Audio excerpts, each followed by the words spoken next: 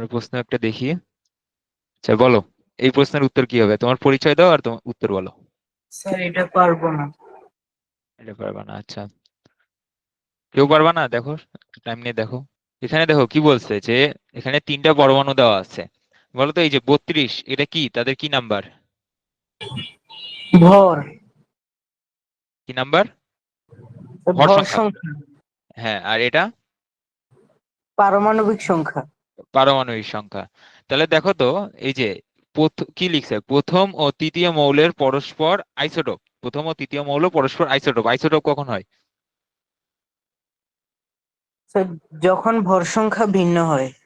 যখন পারমাণবিক সংখ্যা এক থাকে বাট ভর সংখ্যা ভিন্ন হয়।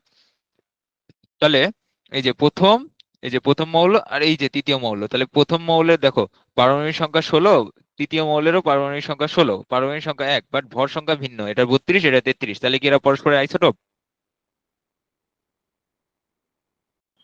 জি স্যার।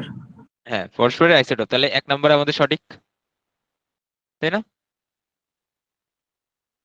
ওকে, এবার দ্বিতীয়টা কি বলছে দেখো, দ্বিতীয়টির ইলেকট্রন সংখ্যা 18। দ্বিতীয়টির ইলেকট্রন সংখ্যা 18, সরি 18। আচ্ছা, তোমরা তো এখনো আয়ন পড়োনি, ওই জন্য এটা হয়তো বুঝতে পারতেছো না। এটা মানে হলো এরকম, দেখো আমরা সালফারের কয়টা ইলেকট্রন সংখ্যা জানি? সালফারের ইলেকট্রন সংখ্যা ভুলে গেছো?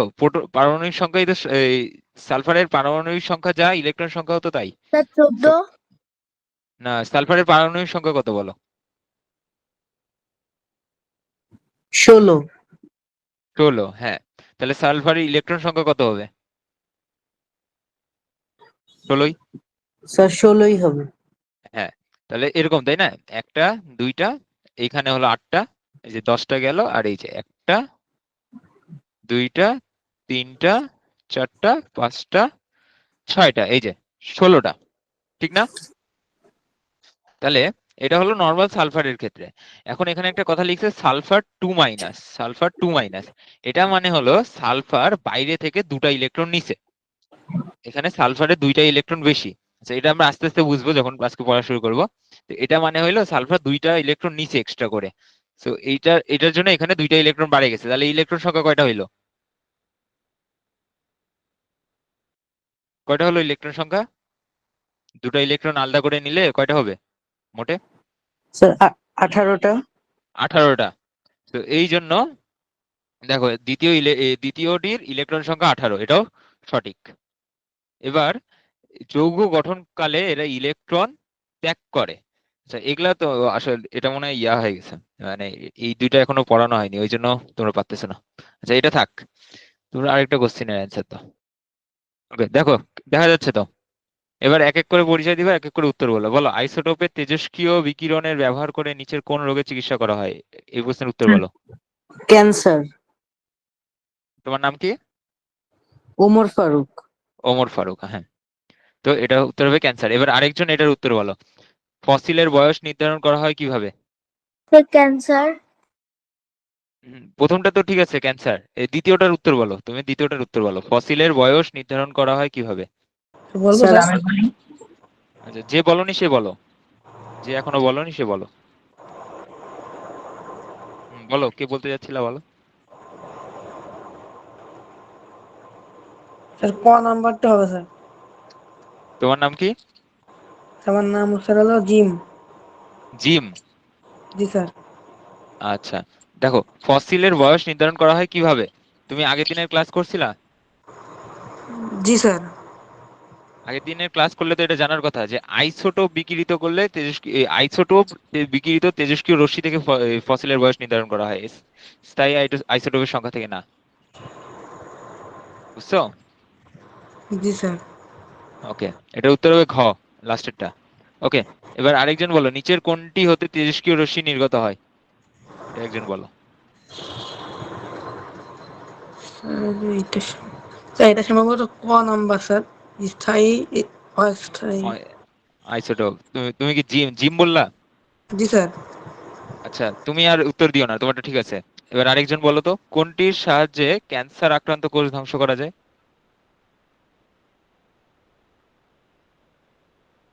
আইসোটোপ। আইসোটোপ, হ্যাঁ। তোমার নাম কি? স্যার নসীন। নওশিন, আচ্ছা। তুমি আগের ক্লাসে ছিল না? না স্যার, কেন? আমি অসুস্থ ছিলাম এজন্য। আচ্ছা আচ্ছা, রেকর্ডেড দেখছো তো? জি স্যার। ওকে, এই আগের ক্লাসগুলো করে না আসলে আজকের ক্লাস বুঝতে পারবে না। সবাই এই ক্লাস করার আগে আগের ক্লাসগুলো অবশ্যই দেখে আসবে। ওকে, কোন আইসোটোপটি চিকিৎসা ও কৃষি উভয় ক্ষেত্রেই ব্যবহার করা হয়? এটার উত্তর আরেকজন বলো।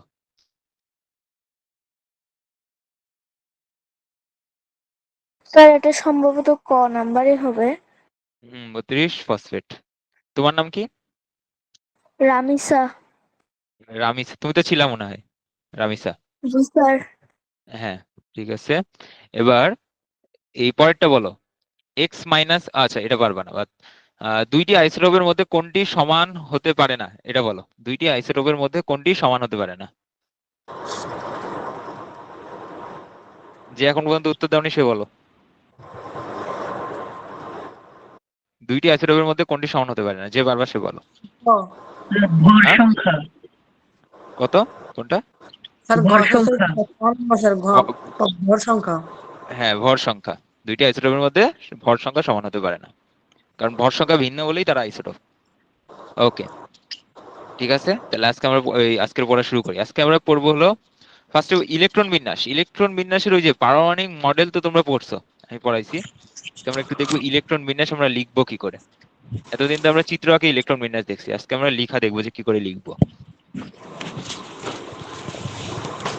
ওকে, ইলেকট্রন বিন্যাস।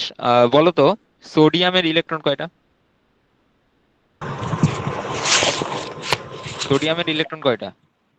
স্যার 11টা। 11টা। 11টা। 11টা, আচ্ছা তোমাদেরকে যদি আমি সোডিয়াম আঁকতে বলি পারবা না পারমাণবিক মডেল? জি স্যার। ওকে, সোডিয়ামের তাহলে প্রথম কক্ষপথে কয়টা ইলেকট্রন থাকবে? স্যার 2টা। প্রথম কক্ষপথে 2টা। আর প্রথম কক্ষপথে সর্বোচ্চ কয়টা ইলেকট্রন রাখা যায়? স্যার 2টা। দ্বিতীয় কক্ষপথে সর্বোচ্চ কয়টা ইলেকট্রন রাখা যায়? 8টা। 8টা। 8টা। তৃতীয় কক্ষপথে সর্বোচ্চ কয়টা ইলেকট্রন রাখা যায়? 18টা। 18টা। এটা আমরা কিভাবে নির্ণয় করি, কোন সূত্রের সাহায্যে? 2n square. 2n two square. Two N square, যেখানে এন হলো কক্ষপথের নাম্বার, তাই না? ওকে, তো সোডিয়ামের ক্ষেত্রে ফার্স্টে এই যে এখানে 2টা যাবে, তারপর এখানে 8টা যাবে। 2 3 4 6 7 8, আর লাস্ট কক্ষপথে একটা যাবে। এটাকে যদি আমি ইলেকট্রন বিন্যাস এভাবে জাস্ট লিখতে বলে যে ইলেকট্রন বিন্যাস লিখো, তোমাদের কোশ্চেনে বলে, তাহলে এটা কিভাবে লিখবা? এই যে ফার্স্ট কক্ষপথে 2টা, সেকেন্ড কক্ষপথে কয়টা? 8টা, লাস্ট কক্ষপথে কয়টা? একটা। তো এটাই হলো ইলেকট্রন বিন্যাসের, মানে তুমি যদি এই লিখতে চাও কিভাবে লিখবা ইলেকট্রন বিন্যাসটা, এভাবে লিখবা যে প্রথম কক্ষপথে 2টা, দ্বিতীয় কক্ষপথে 8টা, তৃতীয় কক্ষপথে একটা। এভাবে যদি লিখো তাহলে এটাই বুঝাবে যে প্রথম কক্ষপথে 8টা আছে, প্রথম কক্ষপথে 2টা আছে, দ্বিতীয় কক্ষপথে 8টা আছে, এবং তৃতীয় কক্ষপথে একটা ইলেকট্রন আছে। চিত্রটাই আমরা এভাবে লিখে প্রকাশ করতে পারি, বুঝছো? এটা হলো প্রথম কক্ষপথ, এটা হলো দ্বিতীয় কক্ষপথ, আর এটা হলো তৃতীয় কক্ষপথ। বুঝতে কি পারছো কিভাবে লিখবা? জি স্যার। জি স্যার। ওকে, আমি যদি এখন তোমাদের একটা কোশ্চিন দেই, বলো সালফারের জন্য কি হবে? সালফারের ইলেকট্রন সংখ্যা কয়টা? 16টা। কি হবে বলো? স্যার আবার বলবেন। এই সালফারের জন্য ইলেকট্রন বিন্যাসটা লিখো, বা বলো আমাকে সালফারের জন্য ইলেকট্রন স্যার। বিন্যাসটা এইভাবে বলো। স্যার প্রথম কক্ষপথে 2টা। হ্যাঁ, 2, তারপর কমা, তারপর 8টা। তারপর 8টা। 8টা। হ্যাঁ, তারপর 6টা। কয়টা? স্যার 6টা। 6টা। এই দেখো, 2 8 6 16। এবার যদি আমি বলি হলো ফসফরাসের জন্য, যার ইলেকট্রন সংখ্যা কয়টা? 15টা। এটার জন্য কেউ একজন বলো তো, এটার জন্য ইলেকট্রন বিন্যাসটা বলো। স্যার 2 8 5। 2 8 5, গুড। ওকে, তারপর আমি যদি বলি আর্গনের জন্য, আর্গনের ইলেকট্রন কয়টা থাকে? 18টা, তাই না? 18। 2 তো 8 আর্গনের জন্য 8। কি হবে? 2 8 8। তো ইলেকট্রন বিন্যাসটা বুঝতে পারছো তো? খুবই সহজ একটা জিনিস, তোমরা যদি আঁকতে পারো তাহলে লিখতেও পারবা। জি স্যার। ওকে, এটাই তো, তোমাদেরকে যদি পরীক্ষায় জাস্ট ইলেকট্রন বিন্যাস লিখতে বলে তাহলে এইভাবে লিখে দিবা। ওকে, এখন ইলেকট্রন বিন্যাস থেকে আমরা কিন্তু অনেক কিছু ব্যাখ্যা করতে পারি, এটা আমরা আজকে দেখব যে ইলেকট্রন বিন্যাস থেকে একটা পরমাণুর বৈশিষ্ট্য ব্যাখ্যা করা যায়। তাহলে কোন পরমাণুর ধর্ম বা বৈশিষ্ট্য কোথা থেকে ব্যাখ্যা করবা? ইলেকট্রন বিন্যাস থেকে ব্যাখ্যা করবা। তাহলে মৌলিক পদার্থের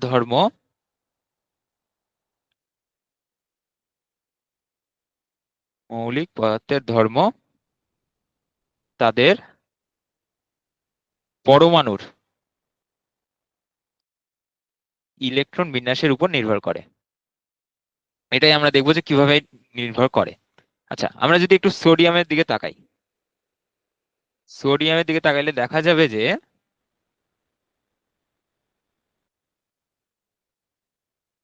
এই বলো, সোডিয়ামের লাস্ট কক্ষপথে কয়টা ইলেকট্রন থাকে? একটা। একটা, হ্যাঁ। তো একটা জিনিস আমরা প্রথমে শিখি, যেটা হলো এটা হলো ইম্পর্টেন্ট পয়েন্টের মধ্যে একটা, দেখো সর্বশেষ সর্বশেষ কক্ষপথে কক্ষপথ যদি পূর্ণ থাকে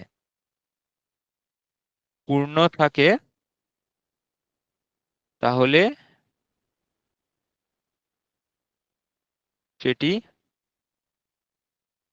স্থিতিশীল।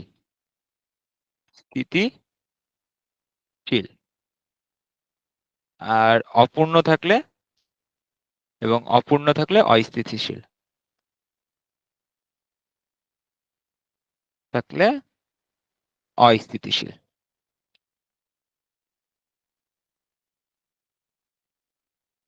এখানে জায়গা হবে না, থাকলে অস্থিতিশীল। আচ্ছা, কি বললাম দেখো, যে সর্বশেষ কক্ষপথ যদি পূর্ণ থাকে তাহলে সেটি স্থিতিশীল, আর অন্যথায় অস্থিতিশীল। তাহলে তাহলে সেটি মানে সেই পরমাণুটা স্থিতিশীল, এবং যদি অপূর্ণ থাকে তাহলে সেটা হবে অস্থিতিশীল। এই জিনিসটা মানে কি বুঝাচ্ছি দেখো, সোডিয়ামের ক্ষেত্রে কি হয়, দুই, এই লাস্ট কক্ষপথে কয়টা ইলেকট্রন থাকতে পারে সোডিয়ামের? সোডিয়ামের স্যার লাস্ট আরেকবার কক্ষপথে, বলবেন? আচ্ছা দেখো, সোডিয়ামের লাস্ট কক্ষপথে কয়টা ইলেকট্রন থাকতে পারে বলো? তৃতীয় কক্ষপথ না?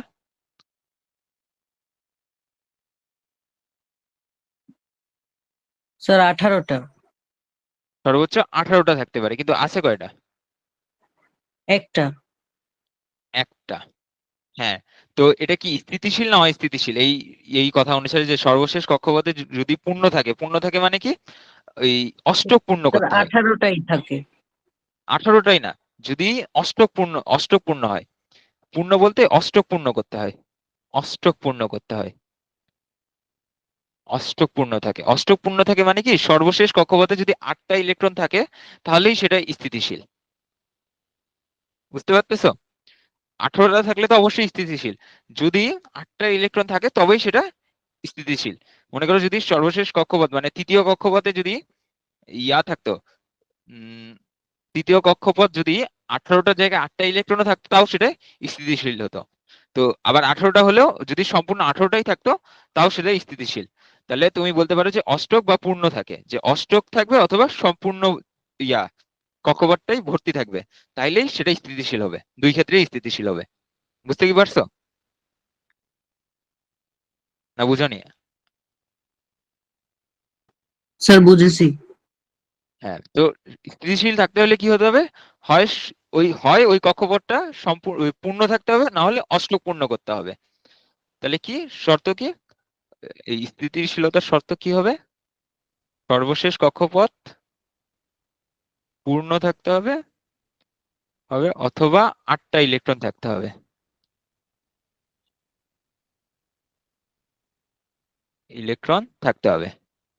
থাকতে হবে। তাহলে সোডিয়াম হলো এখানে কি অবস্থায় আছে, অস্থিতিশীল অবস্থায় আছে। তাহলে সোডিয়াম থেকে যদি আমি এই ইলেকট্রনটা বাই করে দেই তাহলে কি এটা স্থিতিশীল হবে না?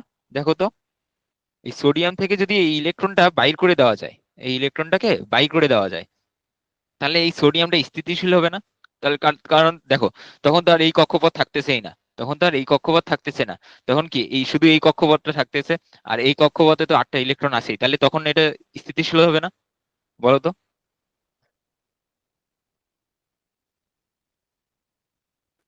স্যার আরেকবার বলবেন? আচ্ছা, সোডিয়াম থেকে যদি আমি এই সোডিয়ামের লাস্ট কক্ষপথ থেকে যদি আমি একটা ইলেকট্রন বের করে দেই, তাহলে কি ওই কক্ষপথে আর কোনো ইলেকট্রন থাকতেছে? না স্যার। তাহলে ওই কক্ষপথের কিন্তু আর কোনো অস্তিত্বই থাকতেছে না। যেখানে ইলেকট্রন নাই তার মানে ওই কক্ষপথের কোনো অস্তিত্ব নাই। তাহলে ওই কক্ষপথের যদি অস্তিত্ব না থাকে, তাহলে সোডিয়ামের লাস্ট কক্ষপথ কোনটা হবে তখন? স্যার দ্বিতীয় কক্ষপথ। হ্যাঁ, এটাই তখন তাহলে লাস্ট কক্ষপথ হবে।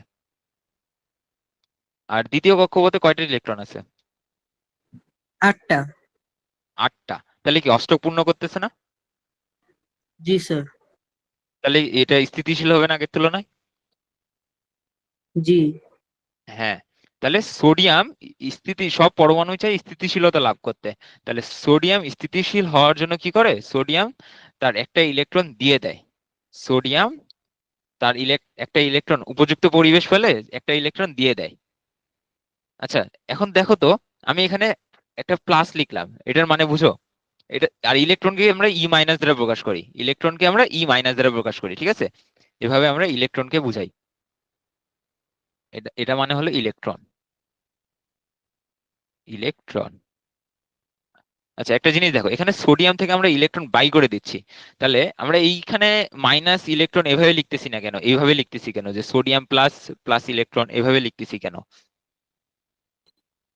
এটা আসলে এটা আসলে আমরা এভাবে লিখতে পারতাম, sodium minus electron sodium plus, এভাবে লেখা যেত, কিন্তু কনভেনশনাল ওয়ে হলো এভাবে লেখা, যে সোডিয়াম থেকে একটা ইলেকট্রন এভাবে বাইরে, সোডিয়াম প্লাস প্লাস ইলেকট্রন এভাবে পরিণত হচ্ছে।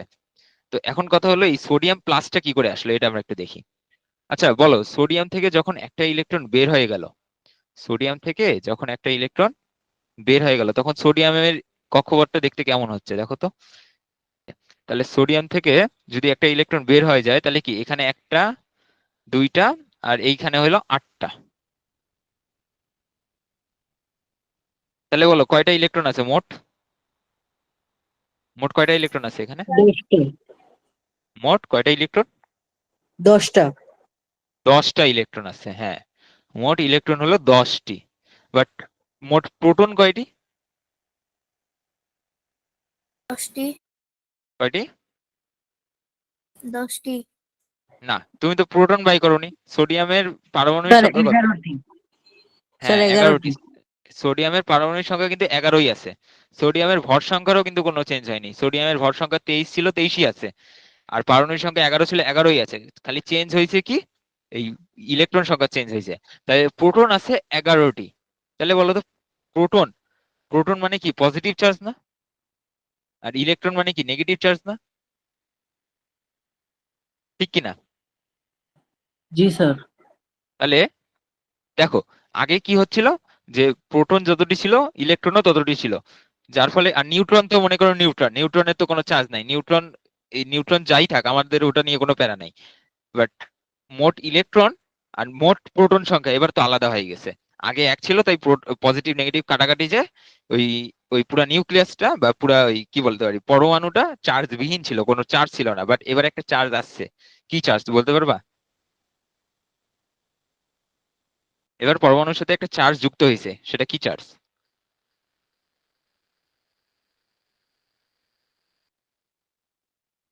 দেখো, পরমাণুর কিন্তু এখন আর চার্জ। নিউট্রাল নাই।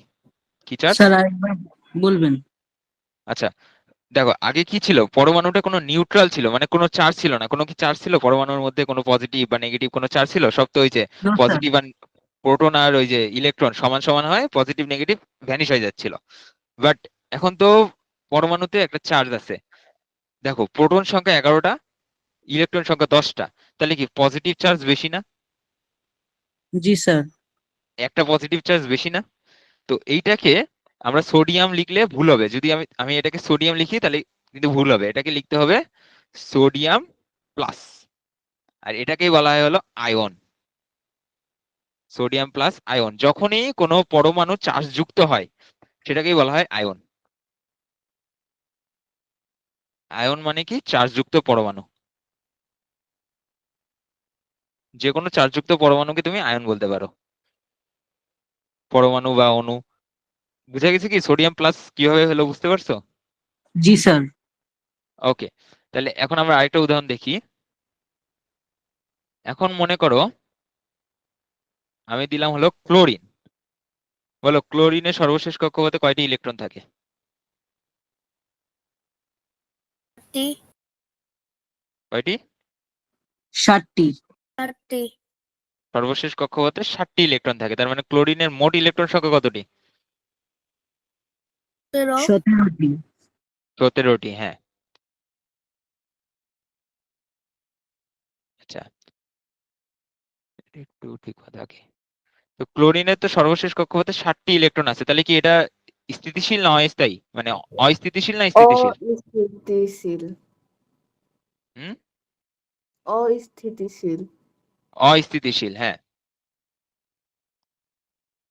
কারণ কি সর্বশেষ কক্ষপথে হয় অষ্টক পূরণ করতে হবে, মানে 8টা ইলেকট্রন থাকতে হবে, নাহলে সম্পূর্ণ থাকতে হবে, মানে 18টা ইলেকট্রন থাকতে হবে। তাহলে এখানে যদি আমি ইলেকট্রন দেখি, 1টা 2টা 3টা 4টা 5টা 6টা, এই যে 7টা, 7 নাম্বার ইলেকট্রন। তো এইটা আমরা যদি, আচ্ছা আমাদের ক্ষেত্রে কোনটা সহজ হবে বলো তো? আমাদের কি 7টা ইলেকট্রন ওই পরমাণু থেকে বের করা সহজ হবে, নাকি একটা ইলেকট্রন ওই পরমাণুতে দিয়ে ওটাকে 18টা করে দিলে সহজ হবে? বলো কোনটা সহজ হবে আমাদের জন্য? একটা স্যার ইলেকট্রন একটা গ্রহণ করা নেওয়া। সহজ হবে। হ্যাঁ, একটা ইলেকট্রন নেওয়া। তাহলে যদি আমরা একটা ইলেকট্রন আনে এখানে বসাই দিতে পারি, তাহলেই তো আমাদের ইয়া এটা স্থিতিশীল হয়ে গেল। তাহলে তো এ স্থিতিশীল হয়ে গেল। তো এই পরমাণু যখন সুযোগ পায়, যখন কিন্তু সুযোগ পায়, মানে যখন মনে করে একটা পরমাণু ইলেকট্রন ছাড়ছে, যেমন সোডিয়াম পরমাণু যখন ইলেকট্রন ছাড়ছে, তখন ক্লোরিন যদি আশেপাশে থাকে, তখন কি করে এই ক্লোরিনটা একটা ইলেকট্রন নিয়ে নেয়, আর নিয়ে নিজে স্থিতিশীল হয়, সোডিয়ামও নিজে স্থিতিশীল হয়। ওকে, তো এটার ক্ষেত্রে কি হয় দেখো, এটার ক্ষেত্রে মোট ইলেকট্রন সংখ্যা কতটি বলো? সোডিয়াম এই ক্লোরিন যখন একটা ইলেকট্রন নিয়ে নিল, তাহলে তখন মোট ইলেকট্রন সংখ্যা কতটি? 18টি।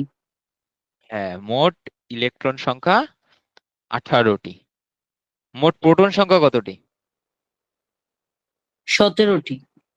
17টি। তাহলে বলো এখানে এটা কি চার্জ লাভ করছে, পজিটিভ না নেগেটিভ? Sir negative. হ্যাঁ, নেগেটিভ চার্জ বেশি, তাই এটা নেগেটিভ চার্জ লাভ লাভ করছে। তাহলে তুমি যদি এটাকে ক্লোরিন বলো হবে না, এটাকে বলতে হবে কি chlorine minus CL minus, chlorine minus ion.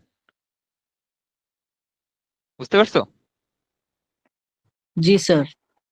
ওকে, তাহলে মাইনাস প্লাসটা কি বুঝে গেছে? এখানে যদি 2 মাইনাস হতো তার মানে বুঝাবে যে দুইটা ইলেকট্রন নিচ্ছে, যদি 2 প্লাস হতো তার মানে বুঝাবে কি দুইটা ইলেকট্রন ছাড়ছে। ও, তো ওগুলো আমরা দেখবো, ঠিক আছে, ওগুলো আমরা দেখবো। ওকে, এখন দেখো এই কোন পরমাণু কিন্তু নিজে নিজে ইলেকট্রন ছাড়ে দিতে পারে বা নিজে নিজে ইলেকট্রন নিয়ে নিতে পারে না, তাদের ইচ্ছা মতো এই কাজ করতে পারে না। তো যখন তারা পরস্পরের কাছাকাছি আসে, তাহলে তোমাকে যদি একটা ইলেকট্রন ছাড়তে হয়, অবশ্যই ইলেকট্রন গ্রহীতা থাকতে হবে। মানে কেউ যদি না নেয়, ইলেকট্রনকে না নেয়, তাহলে সেও ছাড়তে পারবে না। আর যদি কেউ না ছাড়ে, সেও ইলেকট্রন নিতে পারবে না। তার মানে দুইটাকে অবশ্যই কাছাকাছি থাকতে হবে এবং দুইটাকে কি করতে হবে, যৌগ ফর্ম করতে হবে। তো এইভাবেই কি হয়, আয়নিক যৌগ ফর্ম হয়। যেমন আমরা একটা দেখি, তাহলে কি অস্থিতিশীল পরমাণু কি করে, নিজেদের মধ্যে কি তৈরি করে, নিজেদের মধ্যে যৌগ তৈরি করে। বুঝতেছো? অস্থিতিশীল পরমাণু নিজেদের মধ্যে যৌগ তৈরি করে। যদি তারা স্থিতিশীল হতো তাহলে কি তারা যৌগ তৈরি করতো? না স্যার। আচ্ছা, যৌগটা কিরকম দেখো, একটু দেখাই। যৌগ সম্পর্কে আইডিয়া আছে? আগের শ্রেণীতে পড়ছো?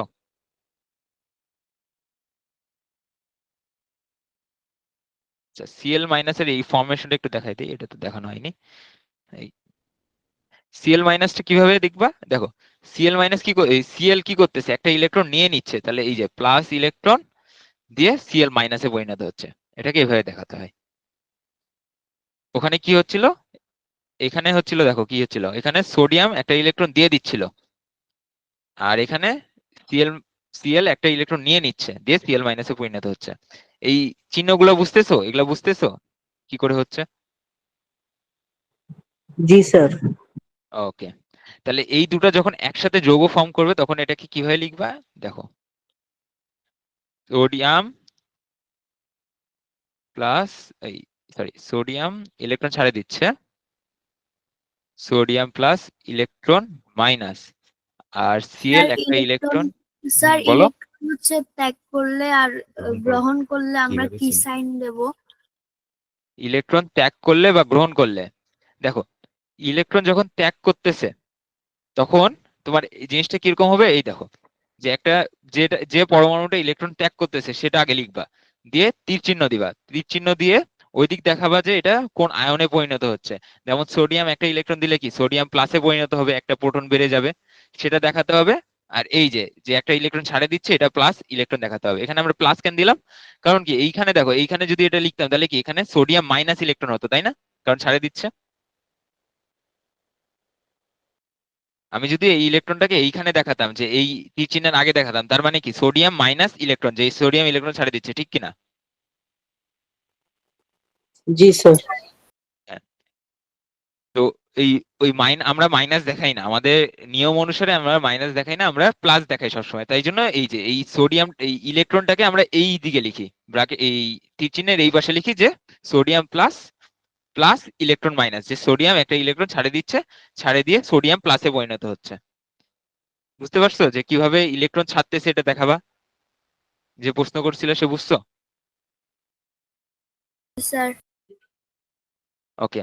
আর ইলেকট্রন গ্রহণের ক্ষেত্রে কি হবে, সবসময় কি করবে, ইলেকট্রনটাকে প্লাস হিসেবে দেখাবা, যে কোন দিকে প্লাস হচ্ছে। তাহলে দেখো এই ক্ষেত্রে কি হচ্ছে, ব্র্যাকেটের মানে এই যে সরি তীর চিহ্নের আগে, এই যে এই তীর চিহ্নের আগে প্লাস হচ্ছে, তীর চিহ্নের আগে প্লাস হচ্ছে, মানে কি এই যে সিএল পরমাণুটা ইলেকট্রন নিয়ে সিএল মাইনাসে পরিণত হচ্ছে। বুঝতে পারছো? তো গ্রহণের ক্ষেত্রে আমরা এটা দেখাবো। এটা কি, এটা হলো গ্রহণ, একটু লিখে দিই, এটা হলো গ্রহণ, আর এটা হলো ত্যাগ। ওকে। তো এই যে আয়ন হইলো না, এই পজিটিভ আয়ন, এটা কি একটা পজিটিভ আয়ন, এটার আবার, এটা কিন্তু আবার একটা নাম আছে। আবার এই যে এই নেগেটিভ আয়ন হলো, এগুলার কিন্তু একটা নাম আছে, সেই নামগুলো একটু মুখস্থ করবা। এটাকে বলা হয় হলো ক্যাটায়ন, ক্যাটায়ন। আর এই যে নেগেটিভ আয়ন হলো না, এটাকে বলা হয় হলো অ্যানায়ন।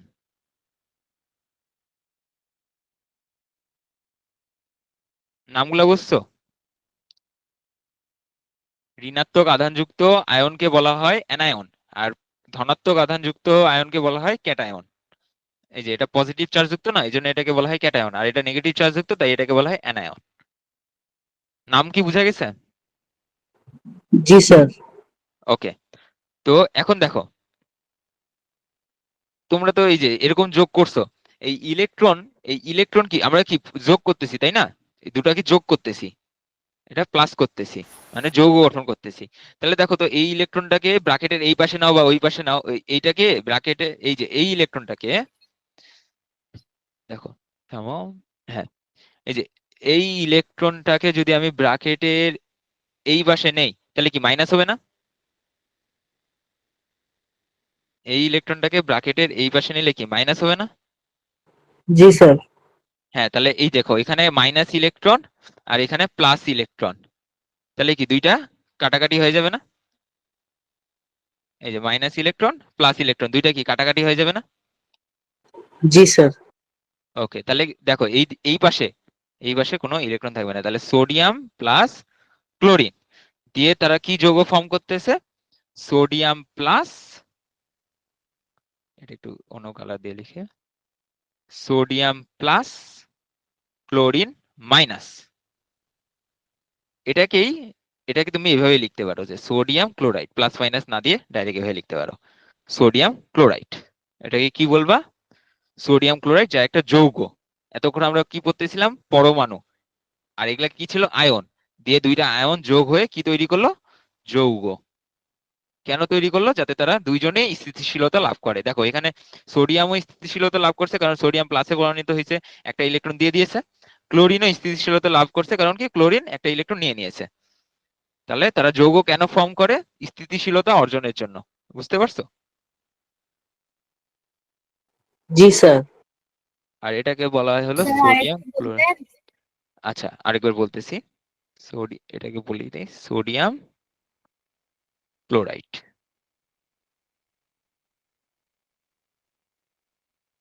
ওকে, আরেকবার বলি, দেখো এখানে সোডিয়াম একটা ইলেকট্রন দিয়ে দিল, যার ফলে কি হলো, সোডিয়াম স্থিতিশীলতা লাভ করলো। এই যে সোডিয়াম প্লাস, এটা কি স্থিতিশীল হলো, স্থিতিশীল। আবার ক্লোরিন, ক্লোরিনের কি শেষ কক্ষপথে 7টা ইলেকট্রন ছিল, তাহলে সে একটা ইলেকট্রন নিলে স্থিতিশীলতা লাভ করবে। তো সে একটা ইলেকট্রন নিয়ে নিল, নিয়ে যাওয়ার ফলে ক্লোরিন কি হলো, ক্লোরিন ঋণাত্মক আয়নে পরিণত হলো। কেন? নেগেটিভ চার্জ বেড়ে গেল, তাহলে এটাও কি স্থিতিশীল হলো, স্থিতিশীল হলো। এখন কি করলো, এই সোডিয়াম আর ক্লোরিন, তো আমি কি বললাম যে একটা ইলেকট্রন, মানে একটা পরমাণু নিজের ইচ্ছায় ইলেকট্রন ছাড়তে পারবে না, মানে হুটহাট ইলেকট্রন ছাড়িয়ে দিতে পারবে না, ক্লোরিনও হুটহাট ইলেকট্রন নিয়ে নিতে পারবে না। তো ইলেকট্রন ছাড়তে হলে তার অবশ্যই ইলেকট্রন গ্রহীতা থাকতে হবে, ইলেকট্রন গ্রহণ করতে হলে অবশ্যই ইলেকট্রন দাতা থাকতে হবে। তাহলে সোডিয়াম যখন ছাড়বে তখনই ক্লোরিন নিতে পারবে। এই জন্য দুইটা দুইটা ইয়া কি করে, দুইটা একসাথে মিলে যৌগ ফর্ম করে। কি যৌগ ফর্ম করে? সোডিয়াম ক্লোরাইড যৌগ ফর্ম করে। বুঝতে কি পারছো?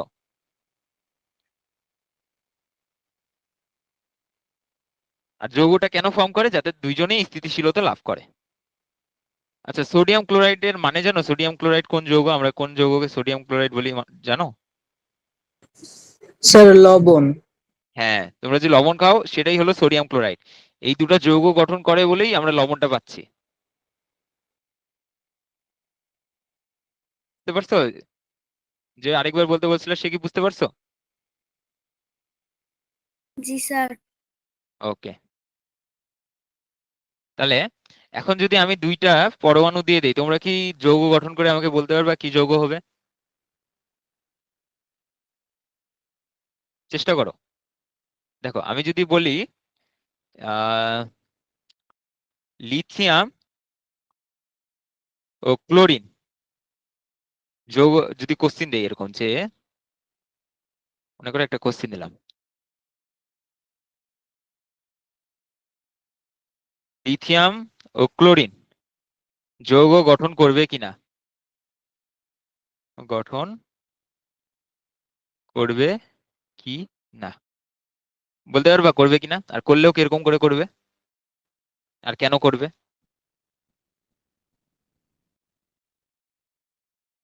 একটু চেষ্টা করো, সবাই একটু চেষ্টা করো, তোমাদের সময় দিলাম স্যার কিছুক্ষণ, বলো। স্যার করবে না। লিথিয়াম আর ক্লোরাইড যৌগ গঠন করবে না, কেন? লজিক কি? স্যার কারণ হচ্ছে লিথিয়াম স্থিতিশীল, কারণ সর্বোচ্চ প্রথম কক্ষপথে সর্বোচ্চ 2টা থাকে, যেটা লিথিয়ামের মধ্যে আছে, না সেজন্য না যোগ।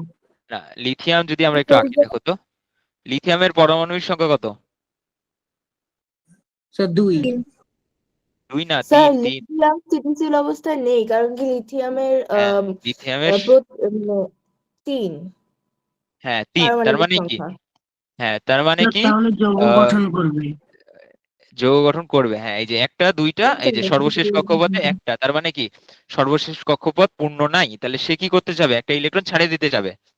হুম। হ্যাঁ, এবার বলো, ব্যাখ্যা করো কিভাবে কি করবে, বলো। লিথিয়াম স্থিতিশীল অবস্থায় নেই, তার জন্য স্থিতিশীল অবস্থা অর্জন করার জন্য লিথিয়াম একটা ইলেকট্রন ছাড়বে, আর ক্লোরিন একটা ইলেকট্রন গ্রহণ করবে, কারণ কি তার শেষ কক্ষপথে 7টা ইলেকট্রন আছে, আর সে হ্যাঁ, একটা ইলেকট্রন গ্রহণ করে স্থিতিশীল অবস্থা হবে। লাভ করবে, হ্যাঁ। ওকে, দিয়ে তাদের মধ্যে যে যৌগটা গঠন করবে সেটার ইয়াটা বলো তো, প্রতীকটা বলো তো কি হবে? ঠিক জানি না স্যার, কিন্তু মেবি এই যে lithium lithium chloride, lithium chloride. Okay, chlorine যখন যৌগ গঠন করে সেটাকে বলা হয় ক্লোরাইড, আর আয়নের নামটা সেমই থাকে। আচ্ছা, এখানে বলো তো লিথিয়াম প্লাস না মাইনাস? লিথিয়াম প্লাস হবে আর ক্লোরিন মাইনাস হবে। লিথিয়াম প্লাস হবে, ক্লোরিন মাইনাস হবে, গুড। তোমার নাম কি? স্যার জারিন। জারিন। ওকে, আচ্ছা, এবার আমরা এটা দেখি, ঠিক আছে, এটা কিভাবে হলো। দেখো, লিথিয়াম কি করবে? লিথিয়াম চাবে কি একটা ইলেকট্রন দিয়ে দিতে। তাহলে এরকম করে আমরা কিভাবে ত্যাগটা লিখি, এই যে এইভাবে লিখবো যে লিথিয়াম প্লাস প্লাস ইলেকট্রন, যে লিথিয়াম একটা ইলেকট্রন দিয়ে পজিটিভ আয়নে পরিণত হবে আর একটা ইলেকট্রন দিয়ে দিবে। আর ক্লোরিন কি হবে? ক্লোরিন একটা ইলেকট্রন নিয়ে এই যে Cl মাইনাসে পরিণত হবে। দিয়ে তোমার এইভাবে লিখবা যে এই যে ইলেকট্রন ইলেকট্রন তো কাটাই যায়, দেখলাই আগেই। তারপর লিথিয়াম ক্লোরাইড দিয়ে এখানে এই যৌগটা দেখাই দিবা, লিথিয়াম প্লাস ক্লোরিন মাইনাস দিয়ে এটাকে ইকুয়াল দিয়ে ডাইরেক্ট লিখতে পারো। তোমার যৌগ যখন গঠন করবে তখন প্লাস মাইনাস দেখানোর দরকার নাই। এটাই হলো তোমার লিথিয়াম ক্লোরাইড। তো এই লিথিয়াম ক্লোরাইড এই যৌগটা এখানে দেখো ইলেকট্রন আদান প্রদানের মাধ্যমে যৌগটা করলো না। তো ইলেকট্রন আদান প্রদানের মাধ্যমে যে যৌগ হয় সেগুলোকে বলা হয় হলো আয়নিক যৌগ। যদিও এটা তোমাদের লাগবে না মনে হয় এই লেভেলে, তবে একটু জানে রাখতে পারো যে এই ইলেকট্রন আদান প্রদানের মাধ্যমে যে যৌগগুলো হয় সেগুলোকে বলা হয় আয়নিক যৌগ। ওকে, বুঝা গেছে লিথিয়াম ক্লোরাইড? জি স্যার। ওকে, এটা একটু লিখে দেই, লিথিয়াম ক্লোরাইড, লিথিয়াম ক্লোরাইড। তোমাদের কোশ্চিন, এই বোর্ড কোশ্চিন বা যে কোশ্চিনই বলো, তোমরা খালি দেখবা যে এগুলাই আছে, যে যৌগ গঠন করতে পারবে কিনা, করলে ব্যাখ্যা করো, এইসবই আসে। তো এখন তোমাদেরকে দিলে ব্যাখ্যা করতে পারবে না? জি স্যার। ওকে, এখন আমরা ওই যে আগের কোশ্চিনটাই ফিরে যাই। আগের কোশ্চিন কি ছিল? এই যে S2 মাইনাস। এবার কি আমাকে বলতে পারবা S2 মাইনাস মানে কি বোঝাচ্ছে? এই যে sir S2 minus, S2 minus. দুইটা ইলেকট্রন হ্যাঁ, গ্রহণ করেছে। দুইটা ইলেকট্রন সালফার গ্রহণ দুইটা করেছে। ইলেকট্রন গ্রহণ করেছে কেন গ্রহণ করেছে? স্থিতিশীলতা অর্জন করার জন্য। হ্যাঁ, কারণ কি আগে 6টা ইলেকট্রন ছিল শেষ কক্ষপথে, লাস্টে 2টা ইলেকট্রন গ্রহণ করার ফলে কি হয়েছে? স্থিতিশীল অর্জন করছে।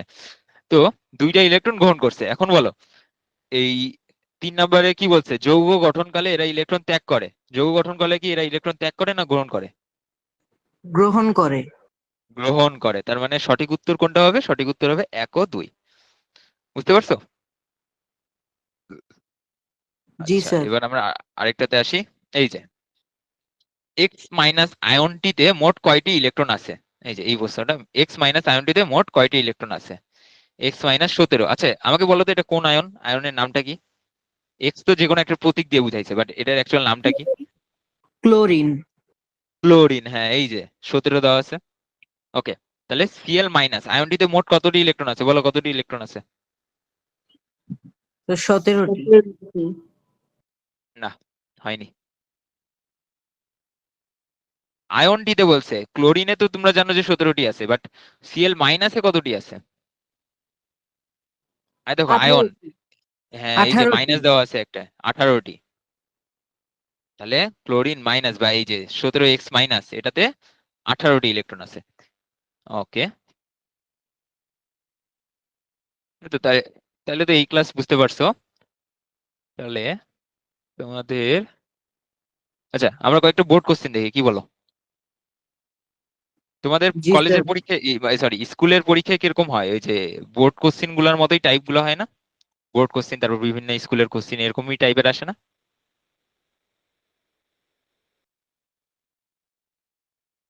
বলতে পারবে না কেউ? পরীক্ষা দাওনি? অর্ধবার্ষিক পরীক্ষা তো দেওয়ার কথা। 24 তারিখ। 20 তারিখ এখন হয়নি। আচ্ছা আচ্ছা, তো এই যে দেখবা এই যে দেখো আমার কাছে কিছু কোশ্চেন আছে, বোর্ড কোশ্চেন গুলা কই গেল? এই যে এই যে এটা তোমাদের অনুশীলনেরই প্রশ্ন, দেখো তো পারো কিনা। কি বলছে দেখো, কি বলছে? এক্স পরমাণুর পারমাণবিক সংখ্যা 11, অন্যদিকে ওয়াই পরমাণুর পারমাণবিক সংখ্যা 17, নিউট্রন সংখ্যা 18। বলো কার্বনের আইসোটোপ কয়টি? উত্তর দাও তো, কার্বনের কার্বনের আইসোটোপ কয়টি? আইসোটোপ 3টি। কয়টি? 3টি। 3টি। কি কি? স্যার আমি বলি। হ্যাঁ বলো। স্যার C12, C30 আর C40। C12, C13, C14, good. আচ্ছা, এটাকে আমি নিয়ে নেই, ঠিক আছে, তারপর আরামে লেখা যাবে এটা। তো তোমাদের এই অধ্যায়ে আর কোনো প্রশ্ন থাকলে আমাকে বলো, নাহলে আমরা খালি এই কোশ্চেন গুলোই সলভ করবো। যে কোনো প্রবলেম বলতে পারো এই অধ্যায় সম্পর্কিত। স্যার ধাতুর সাথে অধাতুর আরেকটা বিক্রিয়া দেখান তো। আরেকটা বিক্রিয়া না, আচ্ছা এগুলাকে ধাতু বলে, এগুলা জানো? মানে কোথা থেকে শিখলা যে এটাকে ধাতু বলে? তোমাদের বইয়ে কি দেওয়া আছে? সোডিয়ামকে মেটাল বলে, এটা জানো কিভাবে?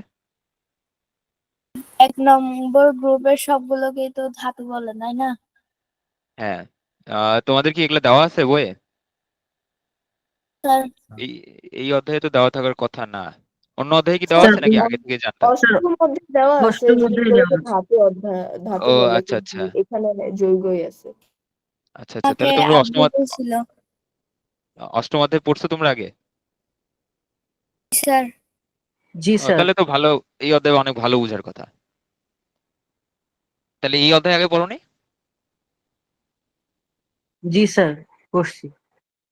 আহ, তাহলে তো পারার কথা, সবই পারার কথা। তাহলে আমরা আসি, কার্বনের আইসোটোপ কয়টি বলো? কার্বনের আইসোটোপ 3টি, তাই না? C12, C13, C14। এবার বলো ক্যাটায়ন বলতে কি বোঝায়? এটা হইল,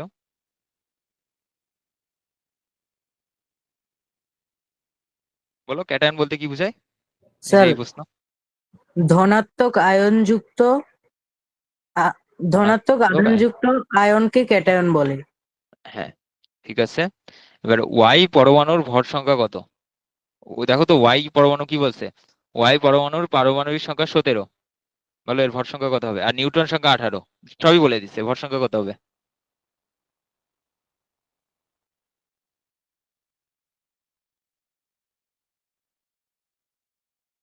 বলো, কেউ একজন বলো। ভর সংখ্যা সমান সমান আমরা কি জানি? প্রোটন সংখ্যা প্লাস নিউট্রন সংখ্যা। 35। 35। হ্যাঁ, তাহলে প্রোটন প্লাস নিউট্রন সংখ্যা এখানে কত হবে? 35। এই যে বলেই দিছে 17 প্লাস 18, তাহলে 35। আর এমনিতে আমি তোমাদেরকে মুখস্থ করতে বলছিলাম। আচ্ছা, এবার বলো এক্স ও ওয়াই পরমাণুর ইলেকট্রন বিন্যাস প্রদর্শনমূলক এদের বন্ধন তৈরির সক্ষমতা ব্যাখ্যা করো। আচ্ছা, এই দুটার ইলেকট্রন বিন্যাস করতে পারবে না? এক্স পরমাণু কি এখানে? সোডিয়াম। সোডিয়াম। সোডিয়াম।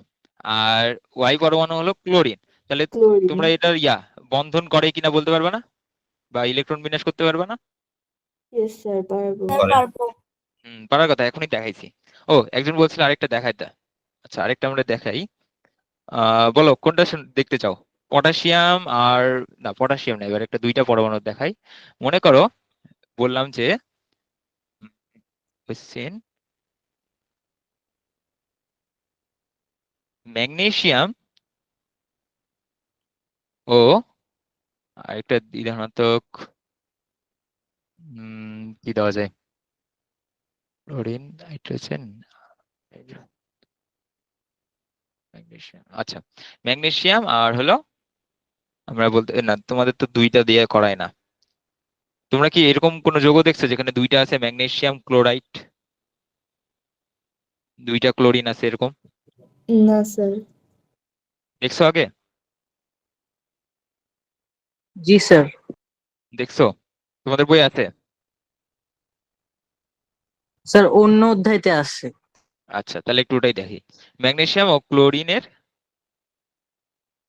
এই ক্লোরিন, আচ্ছা এটা এটা একটু কঠিন টাইপের, আসবে না, তাও একটু দেখো। ক্লোরিন যৌগ গঠন করতে পারে কিনা বলো?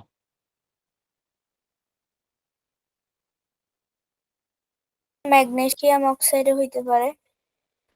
হ্যাঁ, আমরা তো ম্যাগনেসিয়াম অক্সাইড দিয়ে দেখতেছি না, আমরা just দেখতেছি ক্লোরিন।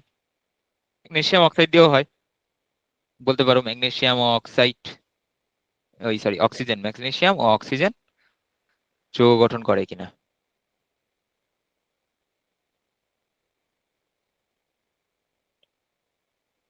বলো এটাকে কিভাবে ব্যাখ্যা করবা? ম্যাগনেসিয়াম আর অক্সিজেন তো সোজা। ম্যাগনেসিয়াম কি করে? দুইটা ইলেকট্রন দিয়ে দেয়, তাই না? ম্যাগনেসিয়ামের পারমাণবিক সংখ্যা, ইলেকট্রন সংখ্যা বলো কত? ম্যাগনেসিয়াম, বলো ম্যাগনেসিয়ামের ইলেকট্রন সংখ্যা ম্যাগনেসিয়ামের কত? পারমাণবিক সংখ্যা 12। হ্যাঁ, তার মানে ইলেকট্রন সংখ্যা কত? 12। 12। 12, হ্যাঁ। তাহলে এই ম্যাগনেসিয়াম কি চাবে যে, ম্যাগনেসিয়ামে তাহলে বলো সর্বশেষ কক্ষপথে ইলেকট্রন সংখ্যা কত? 2। 2, তাহলে কি সেটা কি সেটা কি স্থিতিশীল না, স্থিতিশীল না অস্থিতিশীল? অস্থিতিশীল। অস্থিতিশীল। হ্যাঁ, তাহলে সে কি চাবে? 2টা ইলেকট্রন দিয়ে দিতে। আর আমরা যদি অক্সিজেনের কথা ভাবি, অক্সিজেনের পারমাণবিক সংখ্যা কত? 8। 8। তার মানে কি অক্সিজেন এই শেষ কক্ষপথে কয়টা ইলেকট্রন আছে?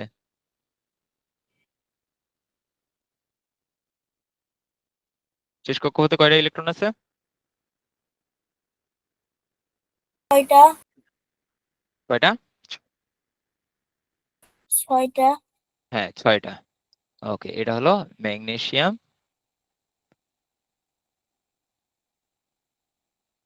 এই এই যে ম্যাগনেসিয়ামের 2টা ইলেকট্রন বাইরে আছে। আর অক্সিজেনের ক্ষেত্রে কি হয়? এই যে অক্সিজেন 1টা 2টা, আর সর্বশেষ কক্ষপথে 6টা। 1টা 2টা 3টা 4টা 5টা 6টা। তাহলে ম্যাগনেসিয়াম কি এই অক্সিজেন কি চাবে? যে 2টা ইলেকট্রন যাতে নিয়ে নিয়ে সে অষ্টক পূর্ণ করতে পারে বা স্থিতিশীলতা অর্জন করতে পারবে। আর ম্যাগনেসিয়াম কি চাবে? যাতে 2টা ইলেকট্রন দিয়ে সে স্থিতিশীল হয়। বুঝতে পারছো? জি জি স্যার। তাহলে স্যার। তাহলে এই 2টা ইলেকট্রন একে দিয়ে দিবে। তাহলে স্যার ম্যাগনেসিয়ামকে আমরা কিভাবে লিখবো বলো? এমজি Mg2+ প্লাস 2 ইলেকট্রন, 2টা ইলেকট্রন। আর অক্সিজেনকে কিভাবে লিখবো? যে অক্সিজেন প্লাস 2 ইলেকট্রন দিয়ে O2-। বুঝতে পারছো? 2 করে কেন দিছি? স্যার 2টা ইলেকট্রন সেজন্য। হ্যাঁ, 2টা ইলেকট্রন, সেজন্য 2টা ইলেকট্রন ট্রান্সফার করতেছে। তাহলে ম্যাগনেসিয়াম প্লাস অক্সিজেন মিলে হয়ে যায় হলো ম্যাগনেসিয়াম অক্সাইড। স্যার একটা কোশ্চেন আছে। হ্যাঁ, বলো। স্যার ম্যাগনেসিয়াম আর ক্লোরিন যে দিয়ে আপনি একটা করলেন না, তো ওইখানে হ্যাঁ, তো হ্যাঁ, ম্যাগনেসিয়ামের 2টা 2টা ইলেকট্রন ছাড়া ইলেকট্রন। লাগবে স্থিতিশীল অবস্থার জন্য, আর হুম। ক্লোরিনের তো জাস্ট একটা ঘর ফাঁকা, তো ওটা হ্যাঁ, কি যৌগ গঠন হবে? মনে হয় না। যৌগ গঠন হবে কি হবে না, হ্যাঁ সেটাই তো আমার কোশ্চেন ছিল, যে হবে কি হবে না। আর যৌগ গঠন করবে, কিভাবে করবে একটু দেখাই। তাহলে এইটা হইলো আমার ম্যাগনেসিয়াম। যদি এখানে ক্লোরিন আঁকি, Cl। ও, ম্যাগনেসিয়ামের ক্ষেত্রে কি হবে তাহলে? এই যে ম্যাগনেসিয়াম 1 2, তারপরে এই যে এখানে 8টা আছে, 1টা 2টা 3টা 4টা 5টা 6টা 7টা 8টা। আর এই যে ক্লোরিন 1টা 2টা 4টা 5টা 6টা 7টা 8টা। এই যে 1টা 2টা।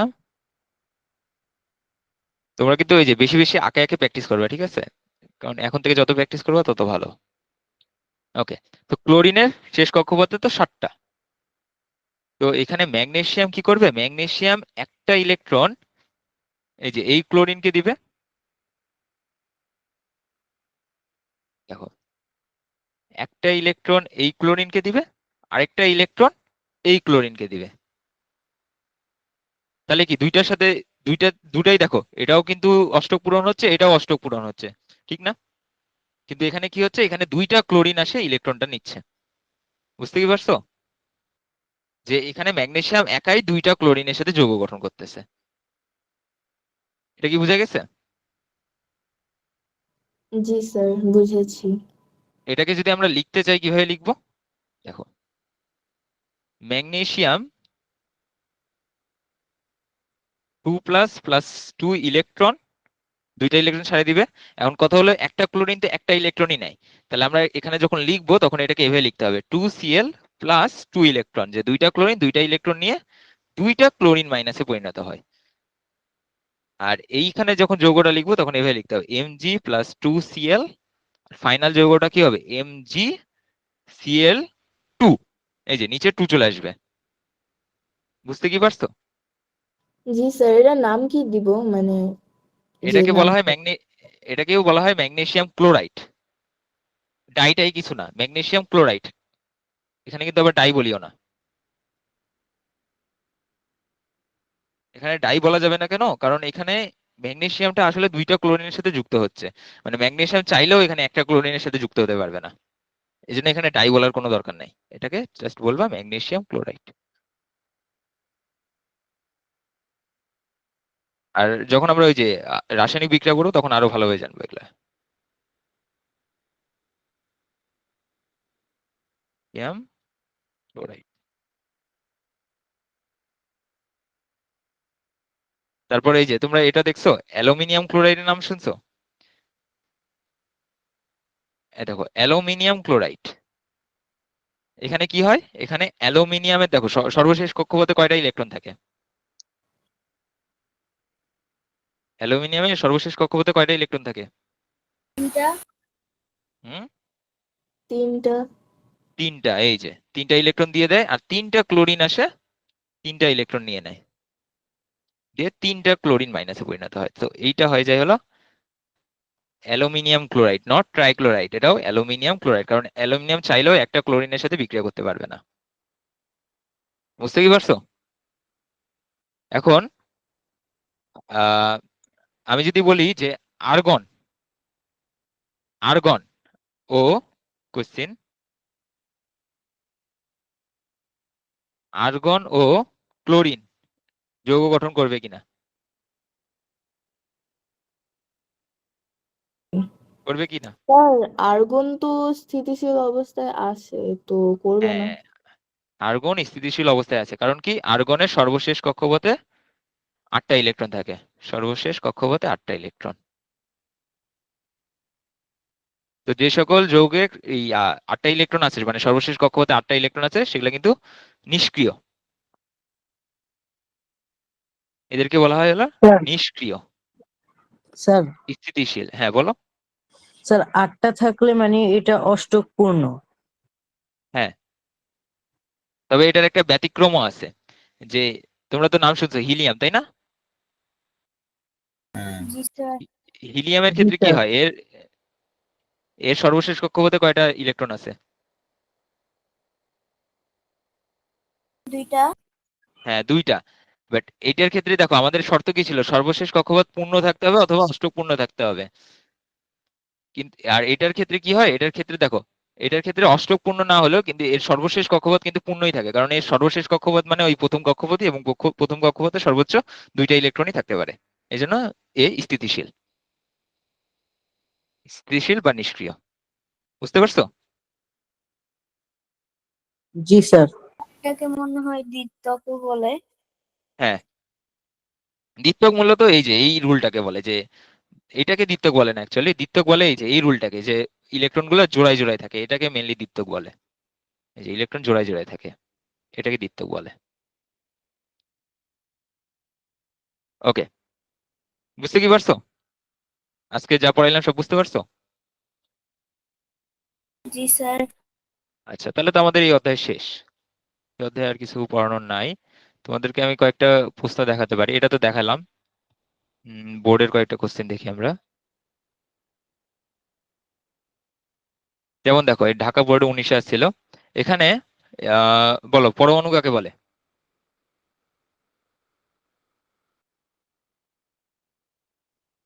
বলো।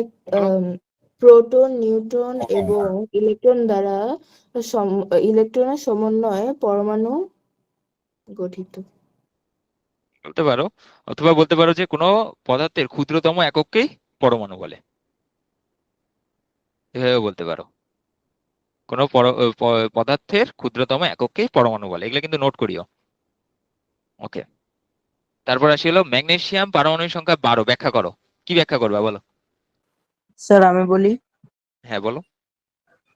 ম্যাগনেসিয়ামের পারমাণবিক সংখ্যা 12 বলতে আমরা জানি পারমাণবিক সংখ্যা মানে হচ্ছে প্রোটন সংখ্যা, তাই প্রোটন সংখ্যাও 12টি। আবার প্রোটন হচ্ছে সংখ্যা 12টি। আবার আমরা জানি ইলেকট্রন সংখ্যা আর পারমাণবিক সংখ্যা সমান থাকে, তাই ইলেকট্রন সংখ্যাও 12 হবে। 12 হবে, হ্যাঁ। তো এইটুকু ব্যাখ্যা করলেই হবে। তারপর ভর সংখ্যাও বলতে পারো, যে ভর সংখ্যা 24, নিউট্রন সংখ্যাও 12টি, এরকম বলতে পারো। ওকে, তারপর দেখো এখানে এক্স মৌল কোনটা, এক্স মৌল বলে কোনটা বোঝাচ্ছে? Sir argon. আর্গন। আর্গন। তাহলে আর্গনের চিত্র আঁকতে পারবা না তোমরা, ইলেকট্রন বিন্যাসের চিত্র? পারবো। আচ্ছা, আর্গনের যদি শুধু ইলেকট্রন বিন্যাস করতে বলতো তাহলে কি বলতো, এই যে আর্গন 2 8 8, ঠিক না? শুধু ইলেকট্রন বিন্যাস করতে বললে। স্যার শুধু ইলেকট্রন বিন্যাস করতে বলে চিত্র আঁকবো না? চিত্র চিত্রের মাধ্যমে দেখাতে বললে দেখাবা, তোমাদের কাছে যদি সময় থাকে তাহলে দেখাও। এটা আসলে সময়ের ব্যাপার। যেমন 3 মার্কের কোশ্চেন, তোমার যদি শুধু চাই যে ইলেকট্রন বিন্যাস দেখাও বা ইলেকট্রন বিন্যাস করো, তাহলে তো শুধু ওই যে 2 8 8 লিখলেই হয়ে গেল। এখন যদি বলে চিত্র ইলেকট্রন বিন্যাস দেখাও বা চিত্রের মাধ্যমে প্রকাশ করো, তখন তো তোমাকে চিত্র আঁকতেই হবে। চিত্র আঁকে দেওয়াটা সেফ।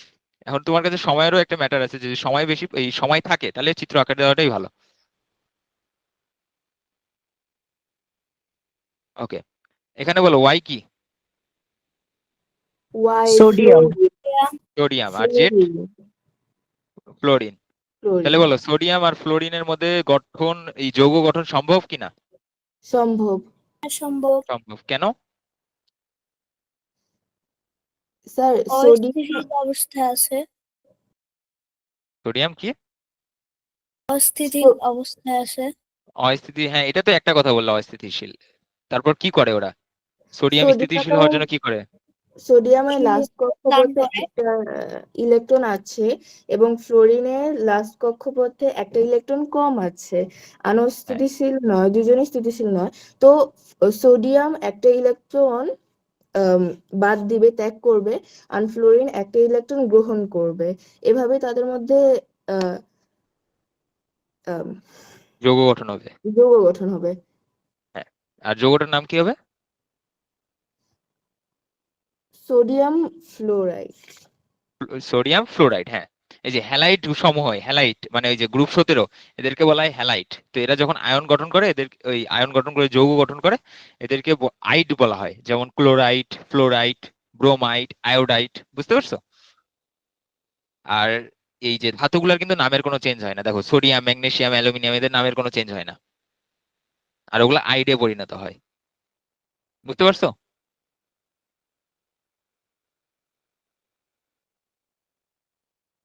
আমার কথা কি বোঝা গেছে? জি স্যার। ওকে, তাহলে তোমাদের আজকের ক্লাস এখানে শেষ। দেখো তোমরা নিজে নিজে সলভ করো, কোনো কোশ্চেন থাকলে আমারে বলিও।